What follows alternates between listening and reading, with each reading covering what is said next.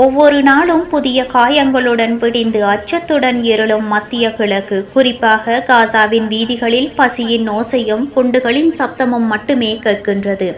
மனித உரிமைகளும் அமைதியான வாழ்வும் கேள்விக்குறியாகி இருக்கும் இந்த நேரத்தில் குழந்தைகள், பெண்கள் மற்றும் அப்பாவி மக்கள் மட்டுமே அதிக விலை கொடுக்கின்றார்கள். இந்த செய்திகள் வெறும் தகவல்கள் மட்டுமல்ல, கண்ணீரும் போராட்டமும் நிறைந்த மனிதர்களின் கதைகள்.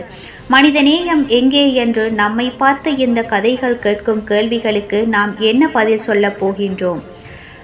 போர் நிறுத்த பேச்சுவார்த்தைகள் தோல்வி மற்றும் பட்டினி அதிகரிப்பு. அமெரிக்கா பேச்சுவார்த்தையிலிருந்து விலகல். காசாவில் போர் நிறுத்தம் மற்றும் பணைய கைதிகளின் விடுவிப்பு தொடர்பான பேச்சுவார்த்தைகள் முடிவுக்கு வந்துவிட்டதாக அமெரிக்கா அறிவித்துள்ளது. ஹமாஸ் அமைப்பின் சமீபத்திய பதிலானது நல்லெண்ணத்துடன் இல்லை என்று குற்றம் சாட்டி அமெரிக்காவின் சிறப்பு தூதுவர் பேச்சுவார்த்தையை நிறுத்திவிட்டார். பட்டினி மரணங்கள். காசாவில் பட்டினியால் இறக்கும் குழந்தைகளின் எண்ணிக்கை அதிகரித்து வருகின்றது. ஐநாவின் அறிக்கைப்படி சுமார் 1 மில்லியன் குழந்தைகள் பட்டினி மற்றும் ஊட்டச்சத்து குறைபாட்டின் பிடியில் உள்ளனர். உலக சுகாதார அமைப்பு இந்த நெருக்கடியை மனிதனால் உருவாக்கப்பட்ட பஞ்சம் என்று கண்டித்துள்ளது.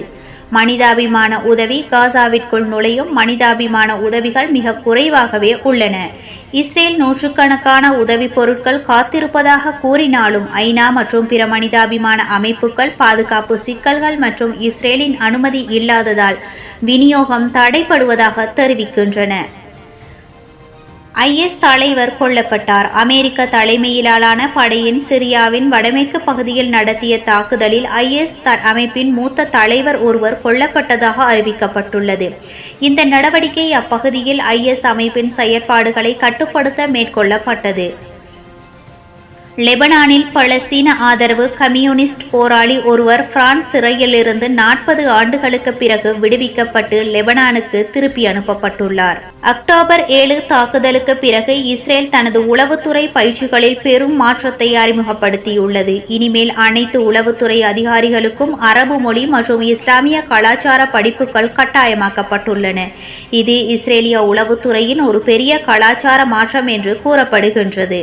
அமெரிக்கா பேச்சுவார்த்தையிலிருந்து விலகுகிறது. ஐநாவின் எச்சரிக்கைகள் கண்டுகொள்ளப்படவில்லை. பசியால் இறக்கும் குழந்தைகளின் எண்ணிக்கை அதிகரித்துக் கொண்டிருக்கின்றது. இந்த போர் ஒரு குறிப்பிட்ட நிலப்பரப்பில் நடப்பதாக தோன்றினாலும் அதன் பாதிப்புகள் என்னவோ மனிதநேயத்தின் மீதும் உலக அமைப்பின் மீதும் விழுந்துள்ளன.